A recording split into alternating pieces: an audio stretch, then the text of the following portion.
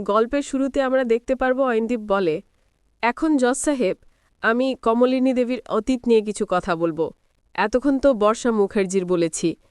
জজ সাহেব, কমলিনী দেবীর ঘটনাটা একটু অন্যরকম। তার জীবনটা একটু বিচিত্রময়। তার বিয়ে হয়ে যাওয়ার পর তার ৩টে সন্তান হয়। তার স্বামী ছিল তার প্রথম স্বামী একটা সরকারি চাকরি করতেন। চাকরি সুবাদে বাইরে গিয়েছিলেন তিনি। অনেক দিন হয়ে গেছে, কিন্তু তার প্রথম স্বামী কোনোভাবে আর বাড়িতে ফিরছে না। হঠাৎ করে অফিস থেকে জানানো হয় যে তার প্রথম স্বামী নাকি মারা গিয়েছেন একটা রোড অ্যাক্সিডেন্টে। আর এ কথা জানতে পেরে তাদের পরিবারে একটা বিপর্যয় নেমে আসে। তখন তাদের পরিবারের পাশে এসে দাঁড়ায় আমাদের এই স্বতন্ত্র বোস। এখানে ঘটনা শেষ নয়। কমলিনী দেবী ভেবেছিল তার প্রথম স্বামী মারা গিয়েছে। তখন সে বদ্ধব্য পালন করতে শুরু করে। যেভাবে ৮-১০টা মানুষ পালন করে সেভাবে পালন করতে শুরু করে। জজ সাহেব, কমলিনী দেবী চাইলে কিন্তু তখনই বিয়েটা করে নিতে পারতেন, কিন্তু তিনি করেননি। তার সন্তানদের মুখের দিকে চেয়ে কমলিনী দেবী নিজের জীবনের সুখগুলো ত্যাগ করে তার সন্তানদেরকে মানুষ করে তোলে, তাদেরকে শিক্ষিত করে তোলে। কমলিনী দেবী এমন একজন মানুষ যিনি তার কষ্টগুলোকে লুকিয়ে রেখেছেন সারাটা জীবন।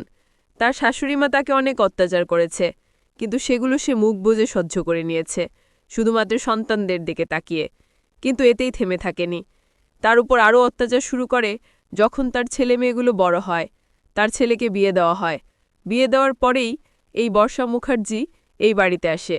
তারপর থেকে পরিবারে আরও অশান্তি লেগেই চলেছে। এর ২০ বছর পরেই তার প্রথম স্বামী আবার ফিরে আসে। সে নাকি মারা যায়নি, সে নাকি আবার এ বাড়িতে ফিরে এসেছে। তখন আবার কমলিনী দেবীকে বিয়ে করার জন্য উঠে পড়ে লেগেছিল, কিন্তু কমলিনী দেবী এতে কোনোভাবেই মত দেননি। মত কিভাবে দিবে? ২০ বছর পর আবার বাড়িতে ফিরে এসেছে। কিন্তু সে একা আসেনি, সে আরেকটা বউ নিয়ে বাড়িতে এসেছে, বউ এবং সন্তান নিয়ে। কমলিনী দেবী আগেই জানত যে তার প্রথম স্বামী আরেকজনের সঙ্গে একটা সম্পর্কের মধ্যে ছিল, কিন্তু কাউকে কোনো কিছু জানায়নি। কেন জানায়নি? যেন পরিবারের মধ্যে কোনো অশান্তি সৃষ্টি না হয়। তিনি চেয়েছিলেন তার প্রথম স্বামীর সঙ্গে সারাটা জীবন কাটাবেন, কিন্তু তিনি কমলিনী দেবীকে ঠকিয়ে আরেকজনকে বিয়ে করে আবার ২০ বছর পর বাড়িতে ফিরে এসে তাকে বিয়ে করার সিদ্ধান্ত নিয়েছে। কমলিনী দেবী তখন এটা আর মেনে নিতে পারেনি। আর তখনই আলমারি থেকে একটা চিঠি বের করে আনে। সেই চিঠি, যেই চিঠিটা পাঠিয়ে প্রথম স্বামীর আরেক প্রেমিকা। আর সেই চিঠিটা সকলের সামনে উন্মোচন করে দেয় কমলিনী দেবী। এত বছর পর সেটা লুকিয়ে রেখেছিল, কখনো কল্পনাও করেনি এই চিঠিটা পাকে দেখাতে হবে। সেটা গোপন রেখে বাকিটা জীবন পার করতে চেয়েছিল, কিন্তু তার হাতে আর কোনো অপশন ছিল না। তাই সে সেই চিঠিটা দেখিয়ে দেয়। কিছুদিন পরে দেখা যায় তার প্রথম স্বামী একটা কেলেঙ্কারের মধ্যে জড়িয়ে পড়েছে। অর্থাৎ তার প্রথম স্বামী নানা অবৈধ কাজকর্ম করে বেড়াত। আর তখনই সেটা জানতে পেরে যায় কমলিনী দেবী, স্বতন্ত্র বোস, সকলেই তখন সেটা নিয়ে একটা কোর্টের আয়োজন করে। অর্থাৎ তাদেরকে পুলিশের হাতে ধরিয়ে দেয়। কিছুদিন পর তাদেরকে পুলিশে নিয়ে যায়, তাদের জেল হাজত হয়। কিন্তু এখানেই শেষ নয়। কমলিনী দেবী এতটাই মহৎ মানুষ, তাদের যে একটা সন্তান ছিল সেই সন্তানকে একটা হোমে ভর্তি করিয়ে দেয় এবং নিয়মিত তাদের খোঁজ খবর রাখে। দেখতে পেলেন তো? দেখুন জজ সাহেব, এখন তো বললাম আমরা কমলিনী দেবীর একটু অতীত, এবার আমরা স্বতন্ত্র বোসকে নিয়ে কিছু বলি। স্বতন্ত্র বোস ছিলেন কমলিনী দেবীর প্রথম স্বামীর একজন খুব ঘনিষ্ঠ বন্ধু। যখনই জানতে পারে তার বন্ধু চন্দ্র মুখার্জি মারা গিয়েছে, আর তখনই স্বতন্ত্র বোস কমলিনীর পাশে এসে দাঁড়ায়। ২০ বছর তাদেরকে আগলে রাখে, পুরো পরিবারটা। তাদেরকে বাড়ি গিফট করে, তাদের সন্তানদেরকে মানুষ করার জন্য সাহায্য করে। কিন্তু স্বতন্ত্র বোস একদিনের জন্য কমলিনীকে বিয়ে করার চিন্তাও করে না। স্বতন্ত্র বোস এমন একজন মানুষ, সে সবসময় চেয়েছিল তাদের পাশে থাকবে, আর কোনো কিছুই নয়। এরপর থেকে বিপত্তি বাজে। যখনই সকলেই জানতে পারে যে কমলিনী দেবীর সঙ্গে স্বতন্ত্র বোসের একটা সম্পর্ক হচ্ছিল, তখন কমলিনী দেবীর বড় ছেলে রুদ্র মুখার্জি আর তিনি এই বিয়েতে মত দেননি। অর্থাৎ তাদের সম্পর্কটা কোনোভাবেই মেনে নিতে যাচ্ছিল না। এদিকে স্বতন্ত্র বোস কমলিনী দেবীর পাশে দাঁড়ানোর জন্য, সমাজের হাত থেকে তাকে বাঁচানোর জন্য বিয়ে করার সিদ্ধান্ত নেয়। তারা দুজনের সম্মতিতে এই বিয়েটা হয়েছে। আর তাদের ৩টে ছেলে মেয়ে ছিল। ২টো ছেলে মেয়ে তাদের এই বিয়েতে সম্মতি দিয়েছিল। একটা ছেলে যার নাম হলো রুদ্র পলাশ মুখার্জি, তিনি আসলে এই বিয়েতে মত দেননি। আর তিনি এই বাড়ি ছেড়ে চলে গিয়েছেন তার স্ত্রী বর্ষা মুখার্জিকে নিয়ে। এর মধ্যেই থেমে থাকেনি বর্ষা মুখার্জি। বর্ষা মুখার্জি ওই বাড়িটাকে শেষ করে দেওয়ার জন্য একের পর এক প্ল্যান করে। এদিকে যখনই কমলিনী দেবীর কষ্ট হচ্ছিল যে তার সন্তান অন্য জায়গায় গিয়ে থাকবে, এটা কোনোভাবে মেনে নিতে পারছিল না কমলিনী। এদিকে স্বতন্ত্র বোস আবারও কমলিনী দেবীর বড় ছেলে রুদ্রপলাশকে ওই বাড়িতে ফিরিয়ে আনে, আর তার সঙ্গে সঙ্গে তার স্ত্রী বর্ষা মুখার্জিও সেই বাড়িতে হাজির হয়। আর তখনই বর্ষা মুখার্জি চিন্তা করতে থাকে এই পরিবারটাকে শেষ করে দেবে। একদিন স্বতন্ত্র বোসের কলেজে একটা ইভেন্ট হয়। হঠাৎ করে তার একটা ফাইল বাড়িতে ফেলে যায়। ফাইলটা বাড়িতে নিতে আসে, আর এসেই দেখতে পায় তারই ঘরে, তারই বেডরুমে বর্ষা তাদের গয়নাপত্র, কাপড় চোপড় নিয়ে কি যেন কিছু একটা করছিল আর কি। তখনই স্বতন্ত্র বোস তাকে হাতে নাতে ধরে ফেলে, আর তখনই তার নামে একটা মিথ্যা মামলা দেয়, অর্থাৎ তার নাকি সম্মান নষ্ট করেছে। কিন্তু দুর্ভাগ্যবশত স্বতন্ত্র বোস সেটা ভিডিও করে নেয়, কিন্তু কাউকে কোনো কিছুই জানাতে দেননি।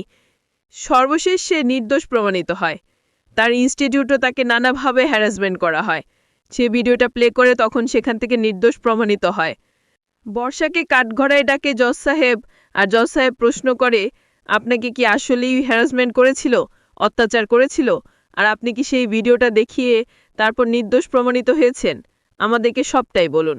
এদিকে অয়নদীপ তখন বলে, হ্যাঁ ওয়ার্নার, আমাকে বর্ষা মুখার্জি একটা মিথ্যা মামলায় ফাঁসিয়ে দিয়েছিল, আমার সম্মান নষ্ট করতে চেয়েছিল। আমার কাছে ভিডিও ছিল, আমি সেটা কোনোভাবে প্রকাশ করতে চেয়েছিলাম না, কেননা পারিবারিক বিষয় পরিবারের মধ্যে আমরা মেনে নিতে শিখেছিলাম। কিন্তু এই বর্ষা মুখার্জি থেমে থাকেনি। সে আমাকে একটা মিথ্যা মামলায় ফাঁসিয়ে দিয়েছে, আমার ইনস্টিটিউটে আমার নামে নালিশ করেছে। কিন্তু আমি তো নিজেকে ডিফেন্ড করে ফেলেছি। আমি সেই ভিডিওটা সকলের সামনে প্লে করে দিয়েছি। সেই ভিডিওর কথা কেউ জানে না ধর্মাবতার, শুধুমাত্র আমি জানি। আমি ভুলবশত মোবাইলে ক্লিক করে সেই ভিডিওটা করে ফেলেছি। জজ সাহেব নতুনকে প্রশ্ন করে, আচ্ছা আপনি যে বিয়েটা করেছেন, আপনার বিয়েতে কারো কি অমত ছিল বা আপত্তি ছিল? এদিকে নতুন বলে, হ্যাঁ, একজনের আপত্তি ছিল আর দুজনের সম্মতি ছিল, তাদের সন্তান। তখনই আবার মিঠে দাঁড়িয়ে বলে, হ্যাঁ জজ সাহেব, আমি সেই মেয়ে, আমি হলাম কমলিনীর মেয়ে। নতুন কাকুর মতো মানুষ হয় না, তার মতো মানুষ হাতে গোনা দুই একজন পাওয়া যাবে। তার জন্য আমরা বেঁচে আছি। আমার বাবা বাড়ি থেকে চলে যাওয়ার পর থেকে তাকে আমরা বাবা বলে সম্বোধন করি। আমি আমার বাবার স্বাদ পাইনি, কিন্তু নতুন কাকু আমাদেরকে বাবার মতো আগলে রেখেছে। বাবিল তখন দাঁড়িয়ে বলে, হ্যাঁ ধর্মবতার, আমি আমার বোনের সঙ্গে একমত। আমরা আগের থেকেই চাইতাম যেন আমার মায়ের সঙ্গেই স্বতন্ত্র বোসের বিয়েটা হয়, তাহলে আমার মা হ্যাপি থাকবে, সুখী থাকবে। 20টা বছর আমার মা অনেক কষ্ট করেছে, আমরা খুবই হ্যাপি। কিন্তু আমার এক দাদা সেটা গ্রহণ করতে পারেনি। এদিকে তখনই আবার বুবলায় দাঁড়িয়ে বলে, আমি কিছু বলতে চাই। তখনই জোসেফ বলে, আপনি কে?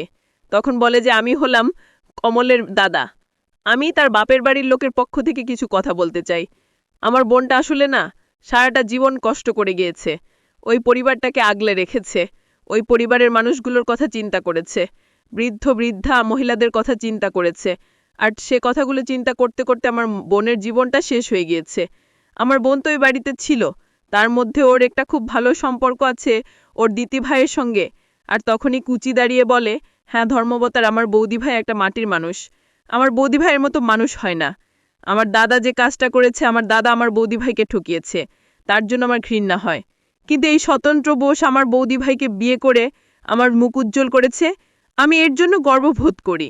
এই মানুষটার মতো মানুষ হয় না। এই স্বতন্ত্র বোস আমাদের পরিবারের পাশে এসে দাঁড়িয়েছে, আমাদের দুঃসময়ে পাশে এসে দাঁড়িয়েছে। যেই সময় আমাদের মাথায় কোনো ছাদ ছিল না, তখন আমাদের মাথায় ছাদের ব্যবস্থা করে দিয়েছে। এই মানুষটার মতো মানুষ হয় না। সে কখনো আমার বৌদি ভাইকে বিয়ে করার চিন্তা করেনি, কিন্তু আমি মন থেকে চাইতাম আমার বৌদি ভাইকে যেন এই স্বতন্ত্র বোস বিয়ে করে, হয়তোবা এর মধ্যে সুখ খুঁজে পাবে। এত বছর আমার বৌদি ভাই কোনোভাবেই সুখ খুঁজে পায়নি।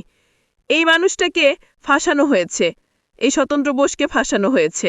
এই বর্ষা মুখার্জি এতটাই নোংরা, এতটাই খারাপ একটা মেয়ে, সে তার হাজব্যান্ডকেও ফাঁসাতে দ্বিধাবোধ করবে না। আর সে যে কোনো মানুষকে খুব সহজেই ফাঁসিয়ে ফেলতে পারে, কিন্তু তার উপযুক্ত শাস্তি হওয়া দরকার। এদিকে তখনই আবার কমলিনীর দাদা বলে ওঠে, আপনার কাছে আমার একটা রিকোয়েস্ট, আপনি তো সমস্ত প্রমাণ পেয়ে গিয়েছেন, আমি চাই আমার বোন যেন নির্দোষ প্রমাণিত হয়ে সসম্মানে মুক্তি পায়। আর এই বর্ষা মুখার্জির উপযুক্ত শাস্তির ব্যবস্থা হোক, যেন কোনো দিন অন্য আরেকটা মহিলাকে কোনোভাবেই হ্যারাসমেন্ট করতে না পারে। কাকামণি তখন দাঁড়িয়ে বলে, আপনাদের উপর আমাদের ভরসা রয়েছে, আস্থা রয়েছে, আপনারা যা ব্যবস্থা করার করুন। এদিকে তখনই জজ সাহেব আসলেই বুঝতে পারে যে বর্ষা মুখার্জি কত বড় একটা কালপিট। বর্ষার বাবা এবং জেঠু দাঁড়িয়ে বলে, আমার মেয়ে নির্দোষ, আমার মেয়ে এমন কোনো কাজ করেনি, আমার মেয়ে আসলেই নির্যাতিত হয়েছে। জেঠু তখন বলে, ওনারা ডিফেন্ড করলে হলে যাবে নাকি? আমরা আমাদের মেয়েকে ডিফেন্ড করব না? বর্ষা কখন বলে আমরা কি করতে পারি? আমাদের কাছে তো কোনো প্রমাণ নেই। বর্ষা জেঠু বলে আমরা প্রমাণ জোগাড় করব, কিন্তু অবশ্যই উপযুক্ত শাস্তি পাওয়া দরকার।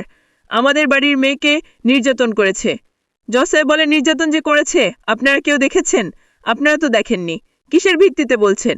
সবসময় সন্তানদের কথা বিশ্বাস করতে যাবেন না, তাহলে কিন্তু বিপদে পড়ে যাবেন। সমস্ত সাক্ষ্য প্রমাণের ভিত্তিতে এটাই স্পষ্ট যে বর্ষা মুখার্জি আসলে কমলিনী দেবীকে ফাঁসানোর চেষ্টা করেছে তার নিজের স্বার্থের জন্য। এখন বর্ষা মুখার্জি কোনো প্রমাণই পেশ করতে পারেনি। ইতিমধ্যে আমরা অনেক প্রমাণ পেয়ে গিয়েছি। বর্ষা মুখার্জির নামে অনেক অভিযোগ রয়েছে, তাই আমরা সিদ্ধান্ত নিয়ে কমলিনী দেবীকে নির্দোষ প্রমাণ করে তাকে সসম্মানে মুক্তি দেওয়া হলো, আর বর্ষা মুখার্জির উপযুক্ত শাস্তির ব্যবস্থা করা হবে। এ কথা শোনার পর তখনই ভীষণই খুশি হয়ে যায় সকলে। আর এদিকে